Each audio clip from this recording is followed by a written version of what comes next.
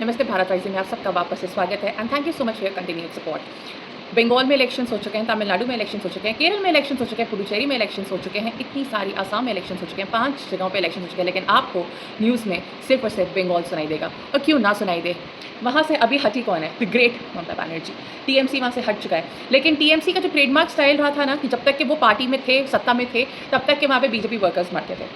अब बीजेपी आ गई है तो भी बीजेपी के ही वर्कर्स मर रहे हैं। जो अभी हाल फिलहाल में शुभेंदु अधिकारी के पीए की पॉइंट ब्लैंक रेंज पे हत्या करी गई है, उनको गोली मार करके। द थिंग इज़ दिस कि वो गोली मेड इन इंडिया या आसपास ही कहीं की नहीं थी, वो इजीली इंडिया में अवेलेबल भी नहीं होती है, वो ऑस्ट्रिया मेड गन से उनको मारा गया।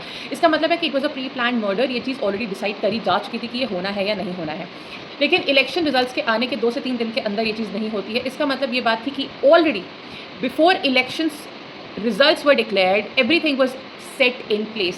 That means that this was a murder or a targeted killing or a political killing. Everybody knows what it is. That was already pre-designed.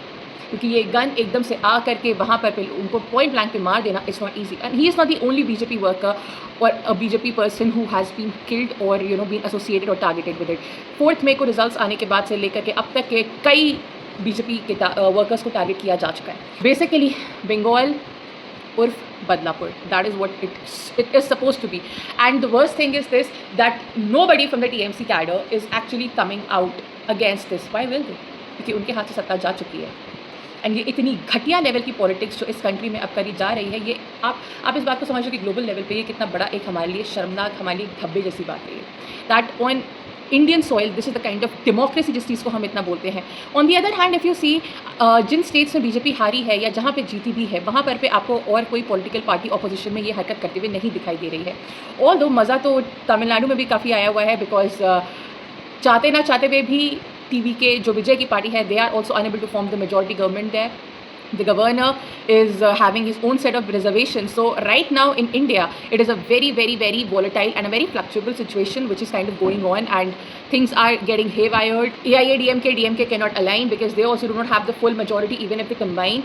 And Vijay taking the lead, there is nobody to kind of support him now. So it's a very risky situation out there in terms of political results. Having said that, whatever is happening on soil in Bengal, in Calcutta, in other cities of Bengal, it's a very, very, very pathetic state. It shows that the democracy in India has actually gone down to tatters, and this is now on the BJP government to actually take it up with cudgels and kind of go ahead forward and take a decisive step, take a decisive action, because whatever they'll be doing now is what is going to set the floor of action in the coming few years. Thank you. Namaste. Bye.